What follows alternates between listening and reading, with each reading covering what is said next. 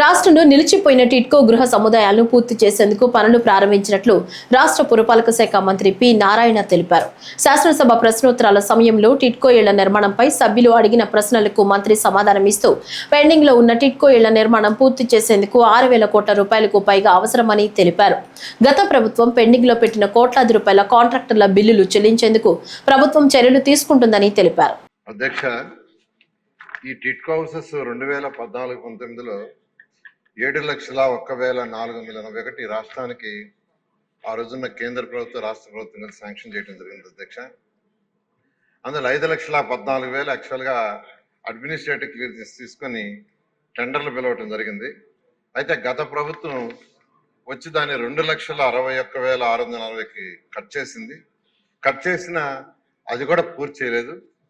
అయితే మళ్ళీ ఈ ప్రభుత్వం వచ్చిన తర్వాత మొత్తం 163 ప్లేసులు యాక్చువల్గా ఈ టిడ్కో హౌస్ జరుగుతున్నాయి అధ్యక్ష. అందులో 51 ప్లేసులు అంతకుముందే పూర్తయినాయి. 112 ప్లేసులు ఇప్పుడు పూర్తి చేయాల్సింది ఉంది అధ్యక్ష.